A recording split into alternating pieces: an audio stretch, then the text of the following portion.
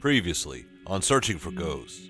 Her father and I were getting a divorce. He lived in Gleason, Tennessee, and Bethany and I had moved to Nashville, where she had started school and got some really good friends and was excited about being able to play ball for the first time and just grow up to be a normal kid.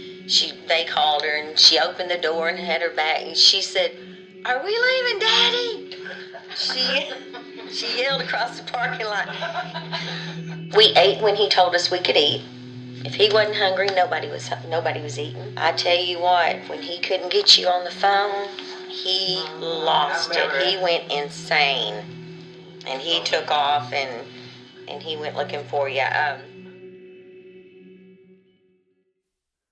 In this episode, we pick up where we left off in episode 4, The Escape. Johnny and Bethany had left Larry and were living in Nashville. Johnny was walking the razor-thin tightrope of keeping a low profile while following the letter of the law with custody and divorce proceedings. I had to get Bethany in school. Legally, I only had 5 days.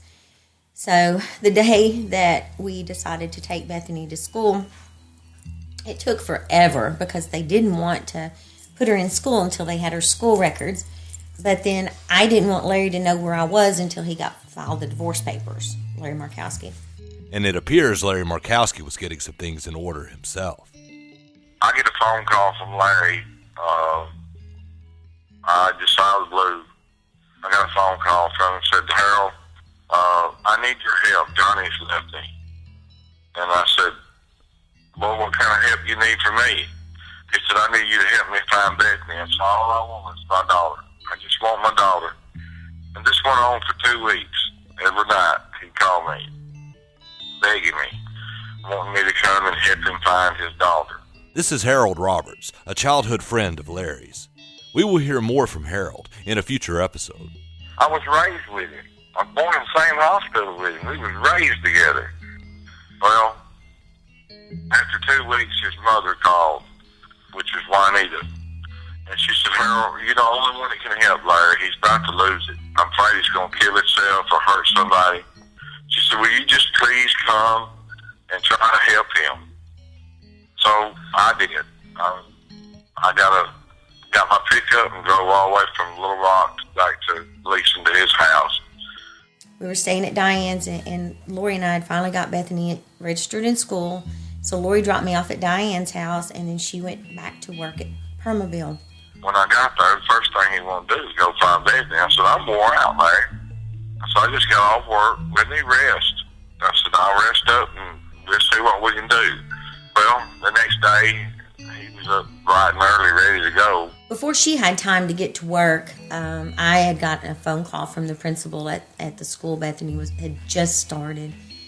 And she said, Bethany's father's here, and we have to let him have her. We don't have a court order. Get up here right now. I'm Brandon Barnett, and this is Searching for Ghosts, Season 2, Where is Bethany Markowski?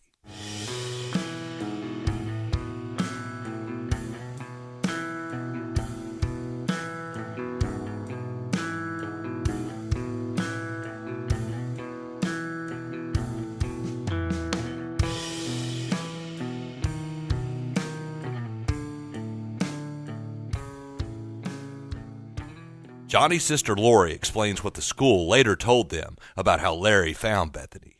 I guess it was the school or somebody, because they were saying how they figured out how he had found the school, because that was one of our questions. How did he know? Because it was almost immediately, a little after 8 or 8:30 or whatever, that we got the call that he was there. And we're like, I hadn't even got my coat off at work yet. Mm-hmm. And they said that he had already been to, this was his 5th school, because I guess it was process of elimination. He knew where I lived and didn't know for a fact that she was at my house, but figured that she was. And we weren't at your house. Yeah, but he knew that she would probably be enrolled in a school that was in our school district area. And he found her. Harold Roberts. And I said, "Let me see your phone list. I want to see your phone bill." And the phone bill told me where Johnny was at, because she always called her family, and I knew where her family was at by that. Right. So we went and found Bethany. Even though legally there was nothing the school could do to keep Larry from getting Bethany, the principal wasn't going to make it so easy for him until she could get more information. Said it's between classes, and she had Bethany's homeroom teacher, Miss Jamie Sloan, take Bethany into another classroom, just them alone.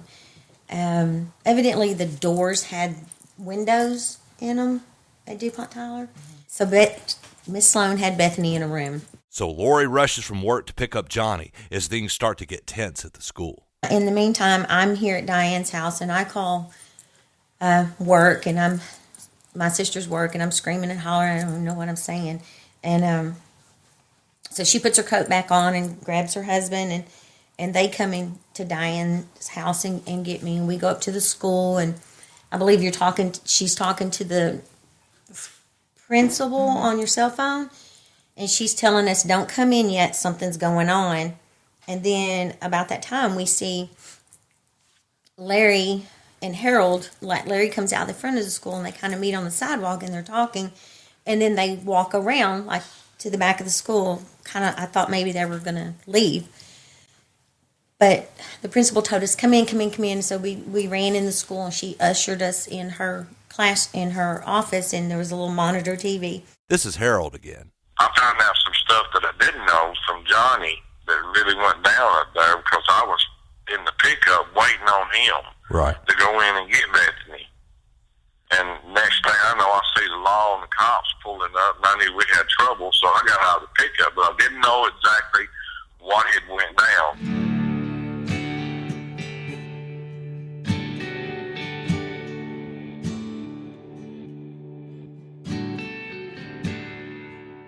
Just what exactly went down at the school. Larry Markowski found out which classroom Bethany was in, and he went into the classroom and I think shoved the teacher down and grabbed Bethany.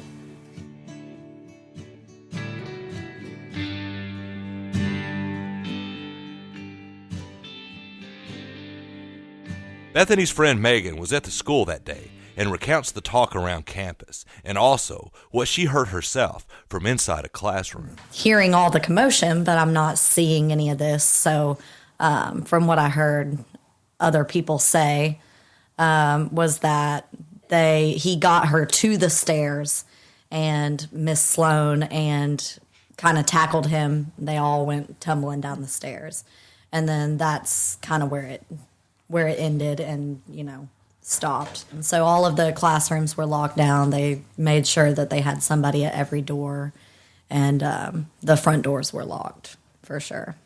It was crazy. You heard desks being pushed around. You heard a scream and a lot of yelling during that time. Diane, who you heard at the end of episode 4 and is also Megan's mother, recounts what Bethany's teacher, Miss Sloan, told her about that day. She told me that she thought that she had locked the door. However, I guess she didn't pull it tight enough or what have you. She said that Mr. Markowski came through the door and headed toward Bethany, and she stepped in front of Bethany and said, wait a minute, you can't do this. He shoved her out of the way, grabbed Bethany by the arm, and I think from what Miss Sloan told me that Bethany tried to resist in some way, and he grabbed her hair and pulled her out into the hallway. In a typed letter dated March 28, 2001, Miss Sloan gives her account of what happened that day. Quote, on January 31st, 2001, Larry Markowski came into my classroom without permission from the office. His daughter Bethany and I were in the room.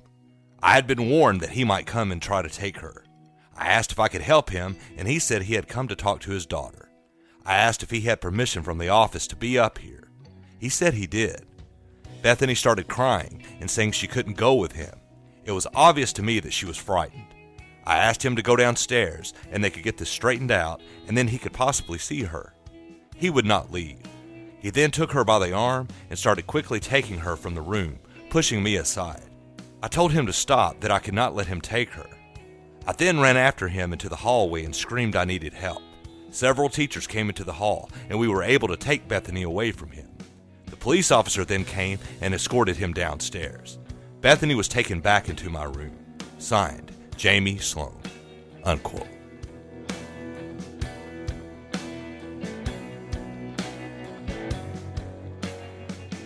After all of that happened, we came out of the principal's office, and they stuck Larry Jackson and I into like a supply closet, maybe. It was a little tiny room down the hallway, because they were going to try. They brought him, Larry Markowski and Harold, into the principal's office, and then they brought Bethany to us, and she was shaking and crying and scared and so upset. And law enforcement was never called. They did have an SRO. That's what it was. Yeah, SRO. But, other than that, law enforcement was never called. He said he only was there because he wanted to see Bethany to give her money for her birthday. So Bethany said the only way she would go into the principal's office and see her dad is if my sister and her husband go in there. And they did. They went in the room, and then Lori, I'll have to tell you that. I think they were asked to leave, or he wouldn't. Okay, he wouldn't go. Larry Markowski wouldn't go in there, and they were asked to leave. And Bethany went in there and talked to him, and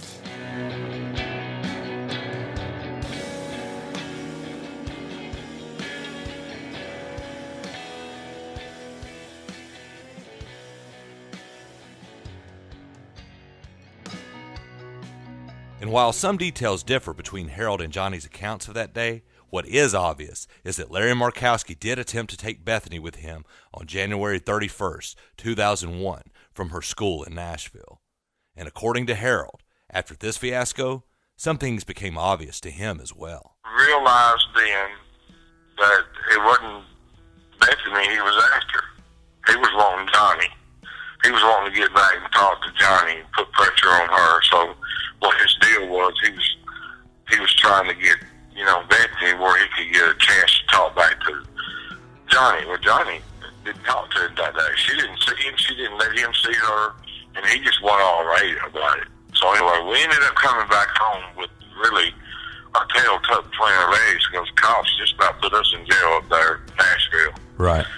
And I didn't know he had drove her out of the classroom. I didn't know all that until Johnny told me. Even the TBI and FBI didn't tell me all that.